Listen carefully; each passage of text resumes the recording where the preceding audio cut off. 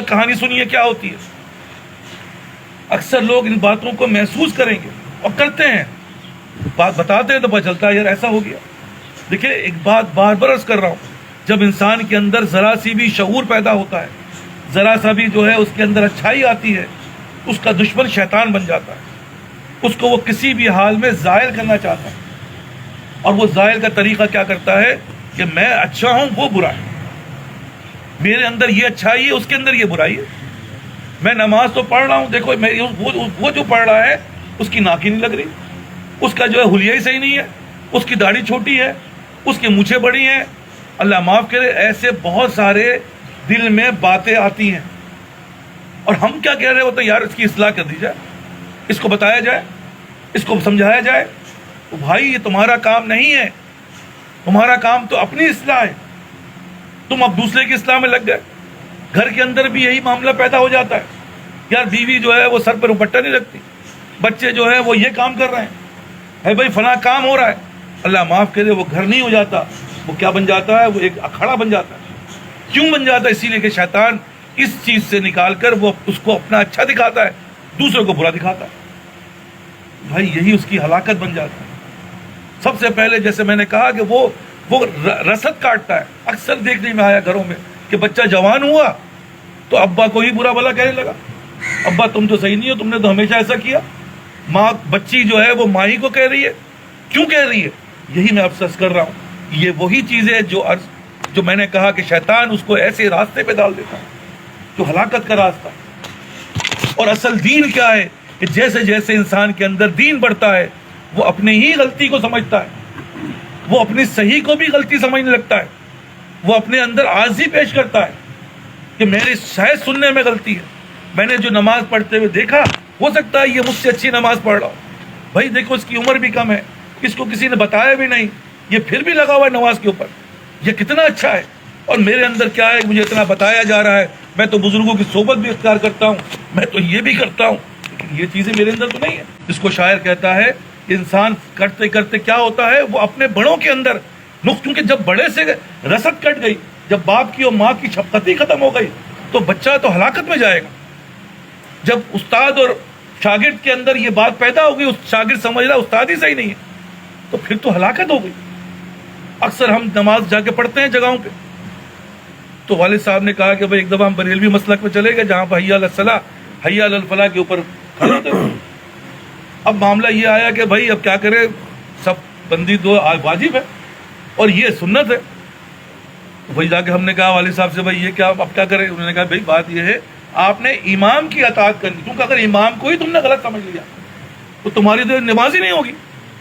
اور یہ جو ہے وہ سنت ہے, یہ واجب ہے, کرنا تو یہی چاہیے. واجب کو سنت, واجب جہاں ٹکرا جائے تو واجب کو اختیار کرو, سنت کو ترک کر دو. امام اگر بیٹھا ہوا ہے تو آپ نے بھی بیٹھنا ہی ہے. کیوں؟ کیونکہ آپ تو امام کی اطاعت, آپ نے کہا امام ہی صحیح نہیں ہے, شیطان نے ڈالا صاحب یہ تو صحیح نہیں ہے, آپ کی نماز ہی ختم ہو گئی. کیونکہ جو امام نے نماز پڑھائی آپ امام ہی آپ کے خلاف سوچنے لگے تو پھر نماز کیسی ہوئی. اسی طرح بھائی یہی چیز ہوتی ہے کہ خرابی جو ہے, کیونکہ ہم کوئی بھی ہو, فرشتہ کوئی نہیں ہے, ہر آدمی کے اندر یہ چیز موجود ہے, کوئی نہ کوئی خرابی کچھ نہ کچھ ہوگی. لیکن وہی سورت کی فطرت پیدا ہو جاتی ہے, اور وہ سورت کی فطرت کیا ہوتی ہے, اس کی غلاظت پہ نظر ہوتی ہے, اس کی 50 اچھائی ہوتی ہے اس پہ نظر نہیں ہے. یہی کھیل شیطان کھیلتا ہے. اگر یہ دل نہ بنا ہو, یہ صحبت نہ ملی ہو, انسان ہلاکت میں چلا جاتا ہے, کیونکہ رسد ہی کاٹ دے گا. جب پیر اور مرید کے اندر یہ باتیں پیدا ہو گئی کہ جو مینٹور ہے میرا, جو میرا استاد ہے وہی صحیح نہیں, پھر تو معاملہ ہی خراب ہو گیا, پھر تو کوئی چیز رہی نہیں, ہلاکت کے سوا کچھ نہیں ملے گا. اس لیے ان باتوں کو سمجھنے کے لیے دل بنانا ہے. آرزو خون ہو یہ حسرت پامال, اب تو اس دل کو بنانا ہے. اور اسی طرح بزرگ اللہ والوں نے ہمیں مثالیں دے دے کے سمجھا کہ غلطی ہوتی تھی لیکن وہ اپنی غلطی کہتے, اس کو بتایا جاتا, لیکن یہی بتایا. حضرت حسین رضی اللہ عنہ, حضرت حسن رضی اللہ عنہ, ایک بزرگ صاحب جو ہے وہ وضو کر رہے تھے, وضو صحیح نہیں تھا. انہوں نے کہا بھائی بتانا آپ کیسے بتایا. انہوں نے کہا ہم دونوں چلتے ہیں اور اس طریقے سے کہیں گے کہ حضرت ہمارا وضو آپ دیکھ لیں, اگر صحیح ہے تو ہماری اصلاح فرما دیں. تو وہ دونوں گئے اور نے کہا حضرت یہ وضو اس طرح ہم کر رہے ہیں, آپ بتا دیں. انہوں نے کہا شرمندہ ہوئے کہ ہاں یہ وضو میرا ہی صحیح نہیں. تو یہ ہے طریقہ کہ خطائیں بزرگاں گرفتن خطا سے، یہ بڑوں کی خطا پکڑنا ہی خطا ہے. تو ہم اور آپ شیطان کھیل کا کھیل ہے. بتا رہا ہوں یہ سب دل کی بات سمجھا رہا ہوں، کیونکہ دل ہی کے اندر یہ کھیل ہوتا ہے، اور اگر دل ہی کے اندر تم نے اس کو ختم کر دیا کامیاب ہو گئے. ورنہ یہی نقص ماں باپ کے اندر نکالو گے، یہی نقص اپنے استاد کے اندر نکالو گے، یہی نقص تم سب کے اندر نکالو گے، تو پھر اصلاح کیسے ہو؟ رسد ہی کٹ گیا. اس لیے بار بار عرض کر رہا ہوں کہ شیطان سے مقابلہ جو ہے وہ صرف اللہ کر سکتا ہے، اور اللہ تک پہنچنے کا ذریعہ جو ہے وہ کیا ہے؟ وہ نیک اعمال ہیں.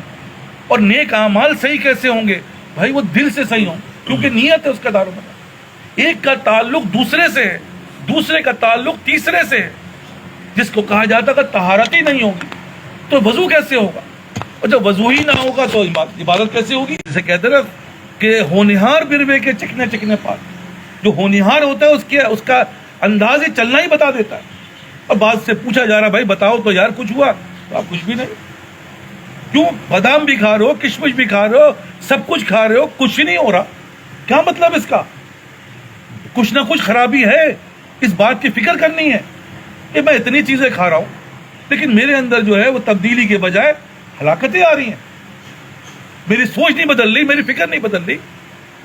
ہم اور آپ بس اسے کہہ رہے ہیں کہ شیطان کا کھیل میں ایسے پھنسے ہوئے ہیں کہ ہر آدمی اللہ ماشاء اللہ ہی کہنا پڑتا ہے، اللہ ماشاء اللہ. کیونکہ 99% تو پھنسے ہوئے اسی کہ ہم چنی دی گئے نہیں، ہم تو صحیح ہیں. بھائی اگر ہم صحیح ہیں پھر تو کیا کہنا ہے صاحب؟ یہی تو ہلاکت ہے. کیونکہ جو صحیح تھے وہی کہتے ہیں کہ ہم صحیح نہیں ہیں.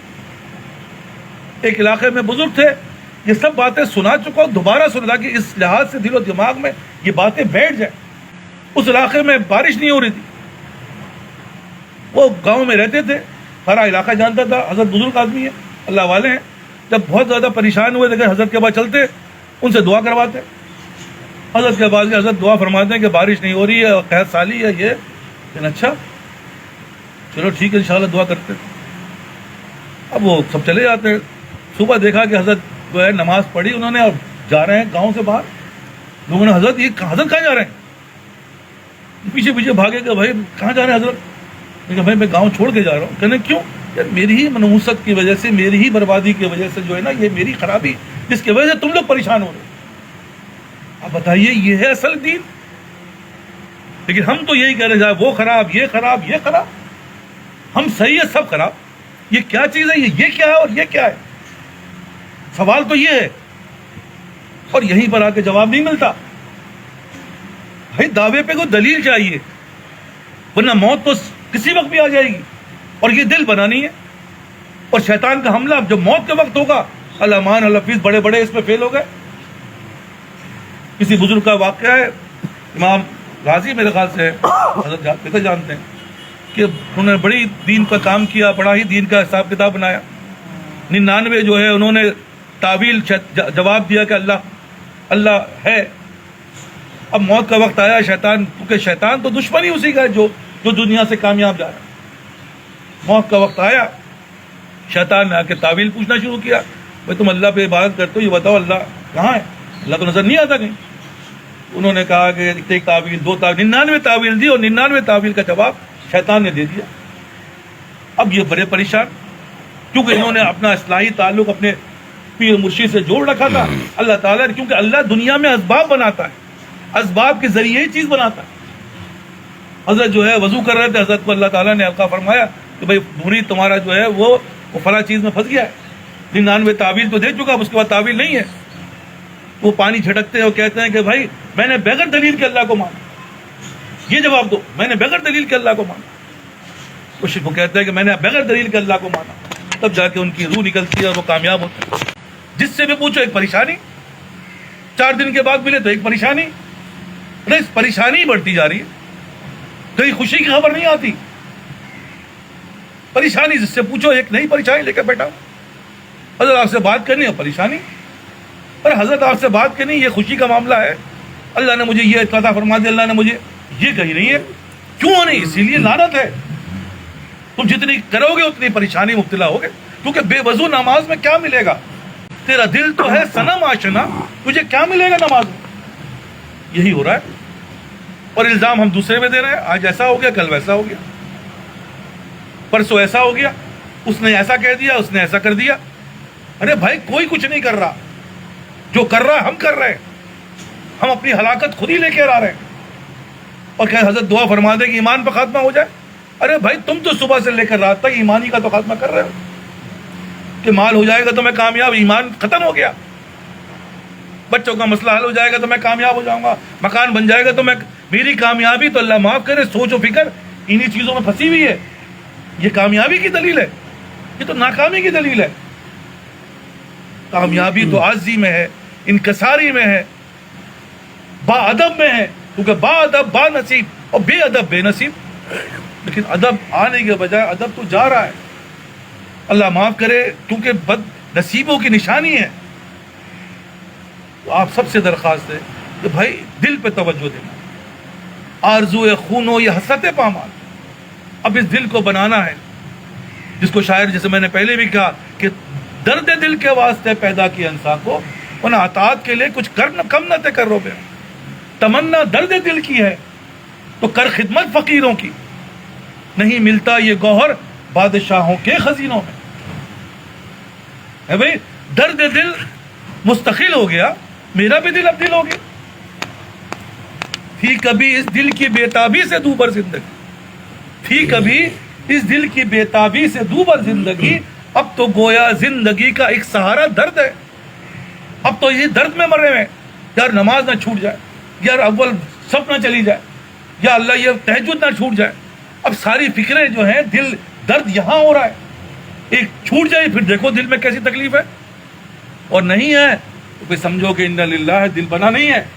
لیکن جب دل بنے گا تو تمہارے اندر یہ چیزیں پیدا ہوں گی کہ تمہاری تکلیف کا نوعیت بدل جائے گی۔ کہ بھائی نماز تو پڑھ لو، اول صف میں نہیں ہے تو کہا پچھلے نہیں صاحب اول صف میں چھوٹ گئی نہیں۔ اور یہی صحابہ کا حال تھا کہ ایک تکبیر اولا چھوٹ جائے تو لوگ آ کے تعزیت کرتے تھے، اور تعزیت جو نہ کرے اس سے شکایت کرتے تھے اور رو رہے ہیں، بھائی کیا ہو گیا، ایسا کون سے ایسا نقصان ہو گیا؟ ارے حضرت تکبیر اولا چھوٹ، انا للہ و انا الیہ۔ یہ ہے اصل درد جس کو ہم نے پیدا کرنا ہے۔ جب یہ دل بنے گا تو یہ درد پیدا ہوگا، اور جب یہ درد پیدا ہوگا تو یہ ساری چیزیں صحیح ہوں گی، ورنہ کچھ بھی صحیح نہیں ہوگا۔ دو آرزو میں کٹ گئے، دو انتظار میں۔ لیکن بار بار سمجھا رہا ہوں، دو ہی چیز ہے، یہ جنت یا جہنم۔ جس راستے پہ چل رہے ہو دیکھ لو کون سا راستہ ہے، وہاں جا کے نہیں، یہیں ڈیسائیڈ کر لو یہ جہنم کا راستہ ہے، اور سیدھے جہنم میں ڈال دیے جاؤ گے، کیونکہ ایمان کا خاتمہ تم نے خود ہی کر دیا۔ اور جس دور سے گزر رہے ہیں وہاں ایمان صبح ہوتا ہے شام ختم، اتنا زیادہ سخت امتحان ہے، اس کے اوپر ہم اور آپ بے فکر بیٹھے ہوئے۔ ہمارے بارے میں کہا، جو ایمان رکھتے ہیں ان کے بارے میں کہا ہے کہ صبح ہوگا اور شام میں ختم کر دو گے، اور شام میں ہوگا صبح ختم کر دو گے۔ اس میں ایک صرف اللہ کا شکر ہے کہ صبح ہوگا تو شام میں واپس آ سکتا ہے۔